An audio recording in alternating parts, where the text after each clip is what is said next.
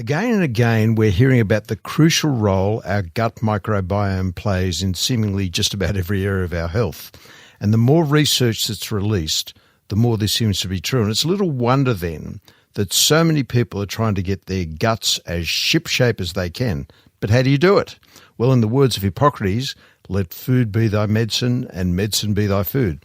Sarah Di Lorenzo is our go-to clinical nutritionist and the author of several books, including most recently this magnificent book I've got here in front of me called The Gut Repair Plan. And as the chairman of the Gut Foundation, I'm highly impressed with this. So Sarah's on the line. Tell us more about this. Good evening, Sarah. Good evening. Thank you so much for having me, and how exciting to be chatting on Sunday night all about the gut. I love it. It's one of my favourite subjects, I've got to say, even though I am a cardiologist. But anyhow, that aside, let's start with the title Gut Repair. What do you mean by gut repair?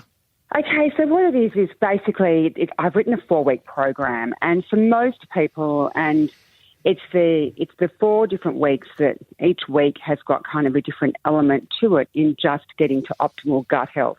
And for a lot of people who have any kind of gut symptoms, whatever it may be, who are interested in having optimal gut health, because at the end of the day, I know as a practitioner how much someone's gut impacts their quality of life. If someone has got any kind of digestive issues, flatulence, constipation, abdominal pain, whatever it is, they are living a suboptimal life, and it always becomes the forefront, and at whatever scale it is for them. So what I wanted to do was for those people, and it is for all people, is really teach people how to repair their gut and bring it into optimal health and wellness and functioning. And that was what the whole idea behind repair was. And I mean, I could go on to Western diet and a lot of things we know about gut health now and how these particular Western diet has impacted our gut. But with the gut repair plan, I just broke it down into 4 weeks, where week 1 was just going into kind of detoxing. And when I say that, I mean supporting detox pathways, just lots of nutrient density, clean foods, heaps of ginger, lots of greens to kind of just really give the gut a good kind of clean out, so to speak. Week 2, I've really looking at anti-inflammatories, so just lots of gorgeous anti-inflammatory food, avocado, fatty fish, walnuts, those kind of things, turmeric.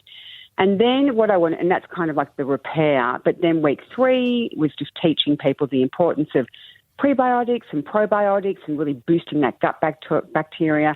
And week 4 was kind of marrying it all up together. So people who are interested in really that optimal functioning of gut, just to feel that wonderful kind of chi and feeling of wellness and waking up, and, you wake up with your circadian rhythms, which stimulates digestion and metabolism. And you should really start your day with a bowel movement to know that your body's working well. And so the week 4 was just tying everything in together, teaching people the importance of not only pre and prebiotic foods, postbiotics, probiotics, but also the importance of fibre, because no one I know that I see clinically, and especially on a Western diet, gets anywhere near enough fibre. And our recommended daily intake is around 30 grams per day. But if you look at humans thousands of years ago, they were having they were having around 100 to 150 grams a day. So I don't think we get enough fibre now. I think we should increase our fibre intake.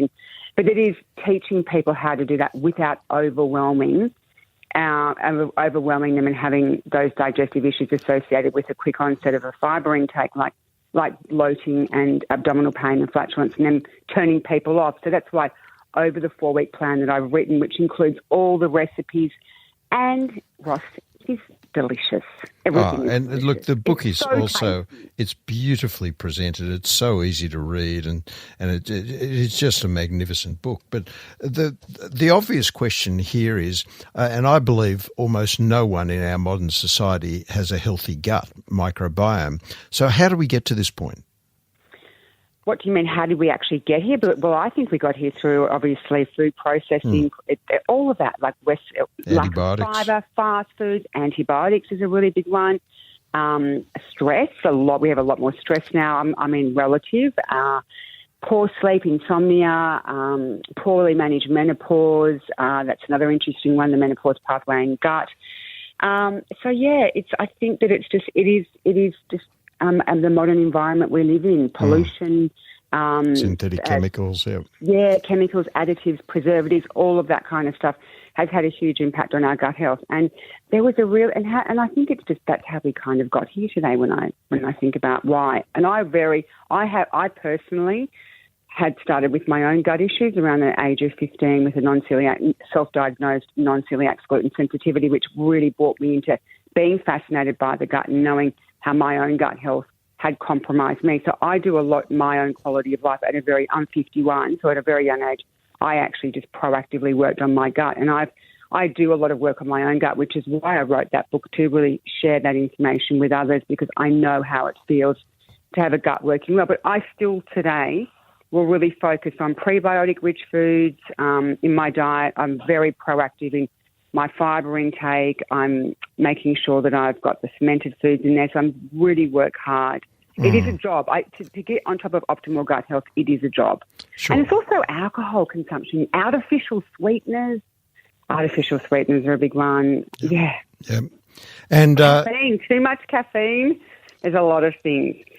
Now, you've said, obviously this is working very well for you, but in your practice, I'm assuming you've seen multiple people who've benefited from this program.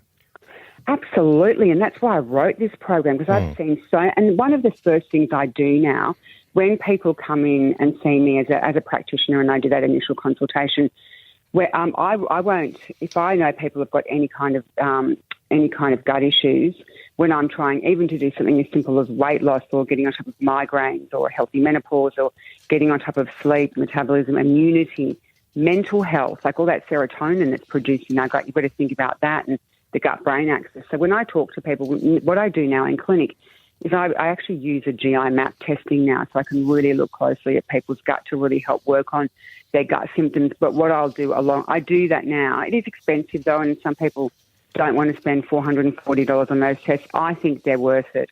But one of the things I do really is run this 4-week program, and I have had people within a week and a half. And this is one thing I really noticed. One of the first things people will say when they say to me when they start this program is, "Oh wow, I've got my brain fog's gone," and that was just one of the key things.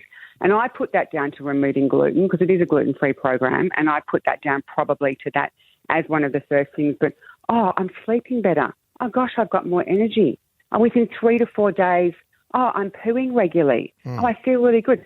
And I will ask them before we start the program a series of questions, and I always tell people to measure things in an out of 10, or just to start tracking, the day, the time of day, and the gut symptoms.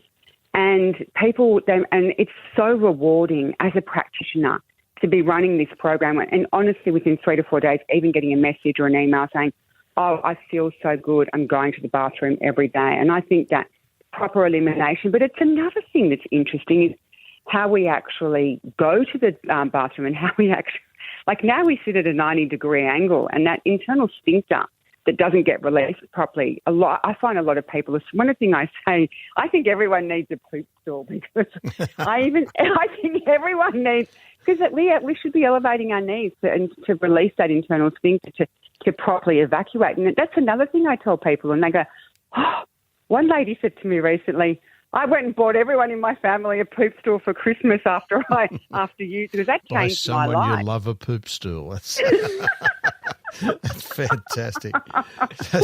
So apart from the poop stool, what's the most surprising or exciting thing you learned in writing the book? Running the program or writing the book? I think both. What do you mean? Which is the most surprising thing? You said, wow. Okay, for me, what I love so much about writing this book and sitting down and having to read, I love being an author, I love writing, and I love researching. And what I find and what continues to fascinate me is our gut bacteria and the research is done. And I look at it and I think about how much, and all the interesting bacteria. I never really had much of an obsession with butyrate or those short-chain fatty acids, but when I was really doing a deep dive into them and I was thinking, I want more butyrate, how can I have more butyrate, and how can I really feed my bacteria to produce more butyrate to give me a beautiful, healthy gut lining? So for me, and it's also those like the psychobiotics, the gut bacteria that influence our mental health Sure. through that messaging through the vagus nerve. That I found completely fascinating. So for me, it's about the production of our neurotransmitters, GABA, the serotonin, dopamine, and like 50% of the dopamine produced in our gut. And it's for me, writing this, and when I think about, yes, I went through diseases all through the book, and I went through the anatomy and the functions, and that I wanted to do to really educate my reader, because I'm someone who's always going to be that person who's never going to tell you what to do. I'm going to explain to you why I want you to do it. So for me, I wanted my reader to fully understand the gut before I went into that. But the gut bacteria for me is absolutely fascinating, how it impacts emotions, overall well-being, mental health, metabolism, skin, sleep. People who have insomnia and then they've got poor gut health, and you think of serotonin, it's important for the production of melatonin. Yep. And melatonin is what we need to help us sleep. And so if your gut health's poor, you take serotonin. How it's all linked in to our weight fluctuations. I did really love when I was looking at things like the Akkermansia, which is that wonderful It's my favorite. It's my favorite gut bacteria. Here we go. Akkermansia muciniphila. It's an Akkermansia love-in right now. Yeah. We are in love. I'm in love with Akkermansia. Do you know how you can increase your Akkermansia? Wow. Exercise is a good one for increasing Akkermansia. Yes. Yeah, I love that. Well, look, Sarah, can I say, this is one of the best books, health books I've had the chance to have looked through and read. And it's as far as the gut goes, because of my focus on the gut, I just think everybody who has a gut should be purchasing this book. So it's Sarah Di Lorenzo, The Gut Repair Plan, and it's available, of course, in all good bookstores. And if they don't have it, it's not a good bookstore. Is that correct? Thank you so much. And I just love that both you and I have a crush on Akkermansia. Oh, yeah, absolutely. Look, and Adam will tell you, it's not just because of this interview. Do I, Adam? Do I talk about it all the time? It comes up basically every week. Yeah, it's well, what about roseburia? Don't. I'm faithful to Akkermansia. I will not. No, seriously. I love that. Just made my day. Sarah, we'll have to get you on again. Thank you so much for having me. So thank you for being on Healthy Living. Thank you.